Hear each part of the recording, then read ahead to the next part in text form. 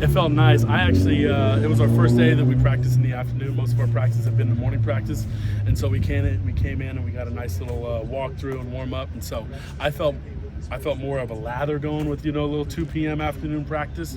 I was really excited to get out there and get on the pads and get on the pants and get the leash off of us so we can get on. It was goal line, so we had a nice presentation last night. And so it was a great first day of like getting your hits in.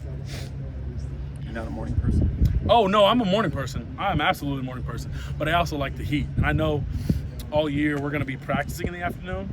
And so it's kind of just getting in that rhythm of, the wake up time, routine time. It's better. It's easier, I feel like, on my body to just keep the same schedule if we're going to practice at, 6 every day or noon every day, just so we can get a rhythm. But you got to handle it, as Coach Wiley says, got to handle it no matter what.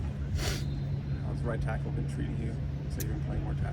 Yeah, I've been liking what I've been playing. I kind of, like I said from last time, no one-trick pony, so you kind of move around to whatever the team needs. I like being in space. I like going a little faster.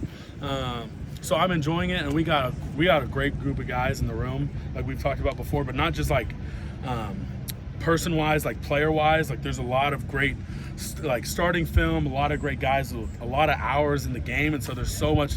For us, it's not like learning what we're doing or what the play is. It's the last 2% or 5% of, when his hand's there, lift up the elbow or swipe or flat. It's the 1%, not the major thing. And so coming away and coming out to practice to try to chisel one thing, work on one thing before practice, bend your knees or chop the elbow or flash or square up or something like that. And so that's what I love is the finite details that we've been working on. You're a big culture guy around the program. Something like that.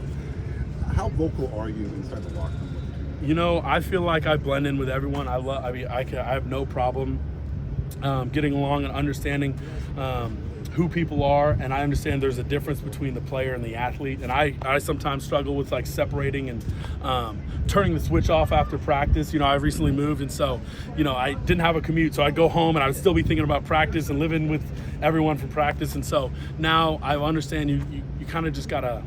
You got to know who you're talking to and what you're going with, because then you can relate to people better. Because you don't know anyone that's the same two people. And so being able to relate to people and then understand what they need to hear. Some guys, they need a little giddy up. Some guys, they need, you got this. Some guys need reassurance. So knowing who you're talking to helps build a stronger relationship. Those glue guys in the locker room, the guys that you can go to talk about anything. And so the more you know everyone, the more everyone can pick each other up. Which of the new freshmen have stood out to you? Which of the new freshmen have stood out to us? Alani. In the O-line room specific. They're all, if we could go down the board on each position, but Alani really, oh my God, there are some flashes. I'm telling you, I know we can't show you guys film or anything like that, but if there was a moment where you guys could see some of the things he's doing, he's going to be an extremely elite player. He's going to be an extremely elite player, and they all are. And they really are, and especially with Coach Henson in the room developing guys. But it's fun to see, man, I wish I was 18 again. I'm 22, I feel old, and you see these cats and God, I wish I could start again. Except only here, but beggars can't be choosers. As you get older and bigger and stronger, you also need that flexibility.